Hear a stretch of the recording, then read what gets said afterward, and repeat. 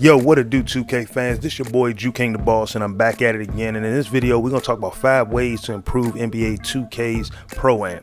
Now, ProAM is the more prominent game mode in the NBA 2K. Now, when it boils down to it, there's some tweaks that can still be made to ProAM. ProAM seems to get better year on end, but there's always still some faults. Usually the faults come down on the server side of things, less so of the gameplay elements. But there are some back-end elements that people love to see come in.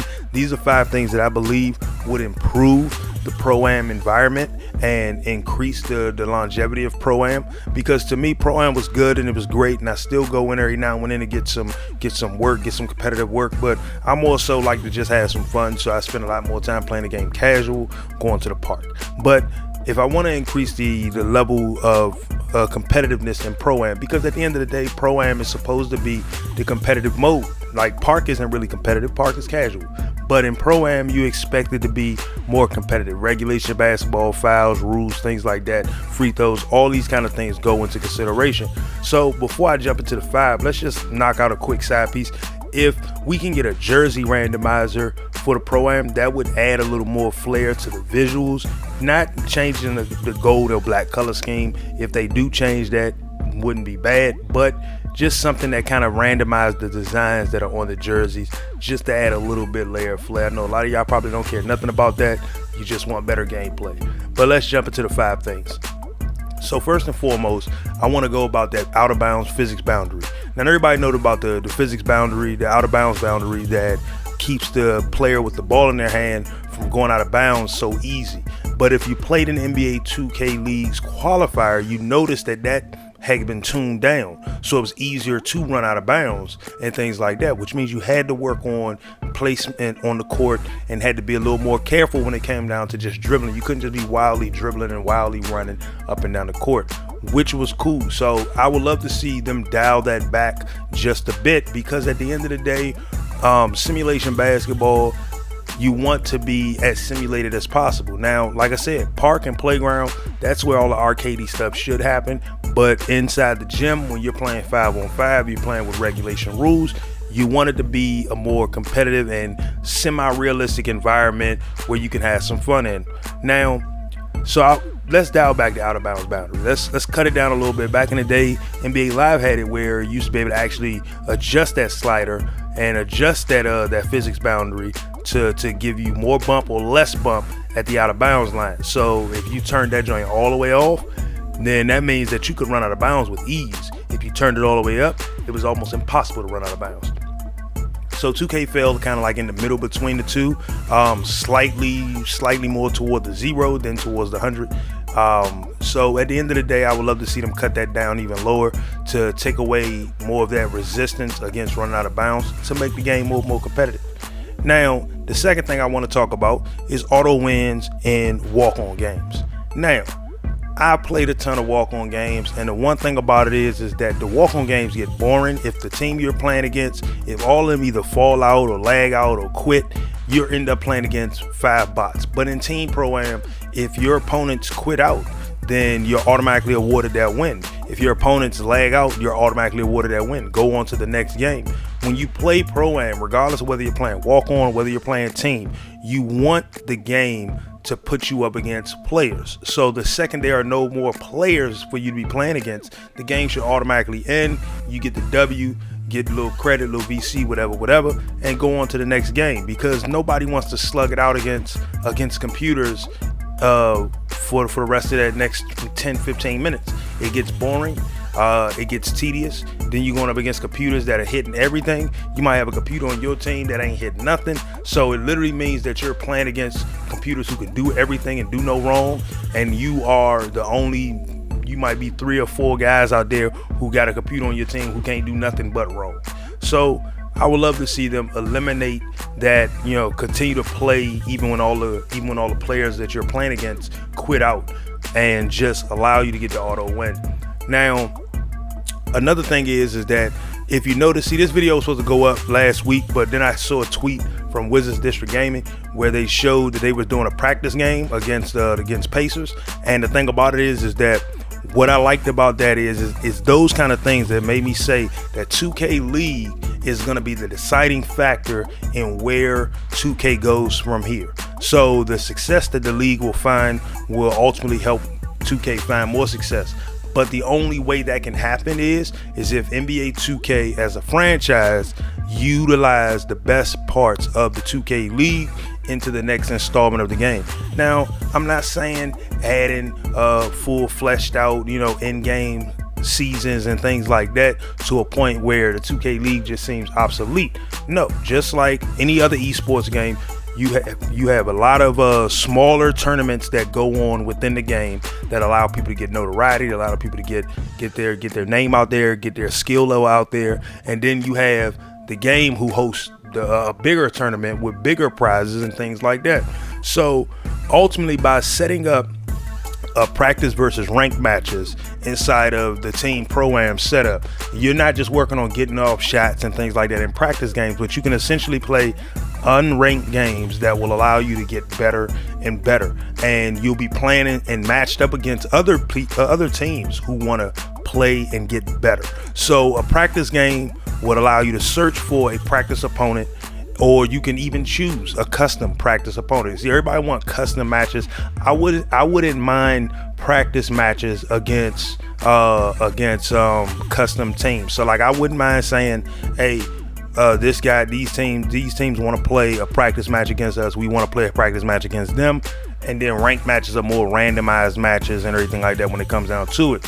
But at the same time, even if they did practice matches in that same aspect where I want to do a practice match, there's another team that's searching for a practice match and it matches us up with them, then okay, cool, I can take it that way. But I would rather have the practice versus the ranked matches. Practice matches allow teams to ultimately grow and get better and get better and get better, and then work with different sets, work with different lineups of individuals. If you got a team that can have 9 people on the roster or 10 people on the roster, I think it's 9 though, but if you got a team that can have 9 people on the roster and everything like that, then essentially you want to be able to say, all right, them 9 people can play at any given time, but any five of them can get together, because all of them have been in rotations where they've been able to practice together.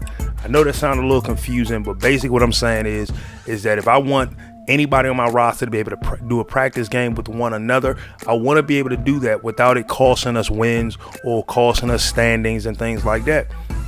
Now, the next thing is team ProAM brackets. Now, I would love to see the bracket setup actually get dived into a little bit better. Instead of saying top 100 teams, let's go just like they have. You got the rookies, you got the pros, and the elites. Okay, just like they got those tiers, let's go with brackets when it come down to little tournaments and things like that. So when you start out in the rookie bracket, you got to get your certain number of wins in a rookie bracket to move up to the pro bracket. Once you get you enough wins from the pro bracket, you can move up to the elite bracket. Now they have a system in place that's like that, but I want to see better payouts based on higher brackets. A difference in game settings based on higher brackets. So I'll give you an example. If I'm playing on in the rookie bracket, then I might be playing on a game slider that's between pro and all-star. If I'm playing on the pro bracket, then I might be playing with a slider set that's between all-star and superstar. If I'm playing on the elite bracket, then I'm playing with a slider setting that's between superstar and Hall of Fame.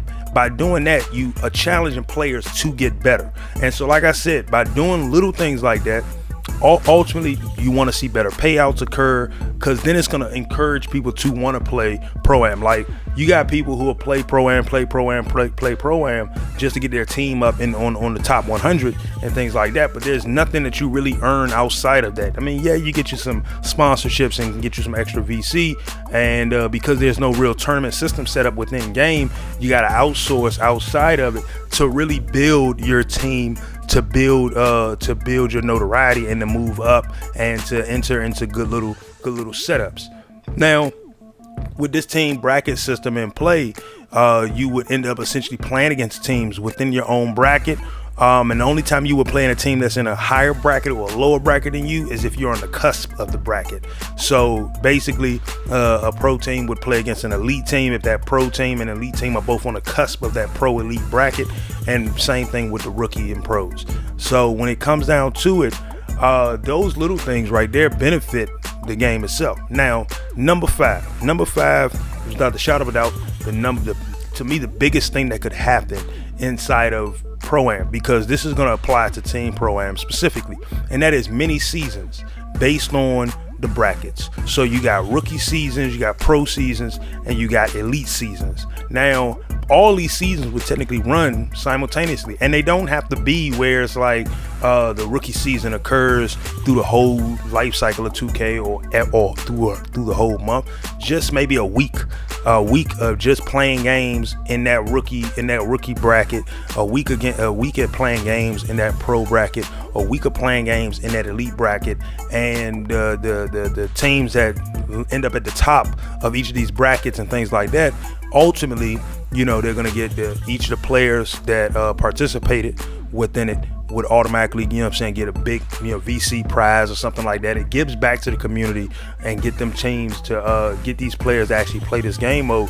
And at the same time, what it allowed to do is for the 2K league itself, each of these teams would be able to scout from within by watching these teams that play within these brackets. 2K is always spending a lot of time trying to promote the game within the game using their own 2K TV and things like that. So what better way to add to it? And then these mini seasons, they wouldn't take away from the 2K league itself. Instead, they would, like I said, they would add to it by having these little seasons. Let's say once a month at the end of the month and everything. That last, even if you want to say that last weekend in a month. A lot of people don't like the fact that things go on a weekend, but to me, for real, it is the best time for these things to go on, based on 2K's crowd, based on 2K's fan base, being a younger audience and things like that. You want to make sure that these people can compete within a good little time frame and have enough time to get things in. During the 2K League qualifier, you saw that they had these play windows, and doing something like that with these mini seasons, these play windows would allow for team players to actually get better, to improve their stand, improve their lot, and improve their notoriety. I said something during my group of 2K League videos, and that is that getting that notoriety out there, so that way all these GMs and things like that can see you and give you a chance to actually show what you can do for them. It's not easy for everybody, because at the end of the day, not everybody streams. It is accessible for everybody to stream, but not everybody's in the aspect or the space to be able to stream quality gameplay and things like that. So when it boils down to it, having a setup like this mini seasons allow the GMs or the team managers to look at these individual players or players from a specific team and say, well, let's see why they play so well, how they play so well. And also, by having these mini seasons, it allows you to dive a little bit deeper into a realer format where players can actually see not only their points per game, their blocks per game, steals per game. You're not seeing the team's production per game. You can see individual players' production per game. Everybody wants a leaderboard.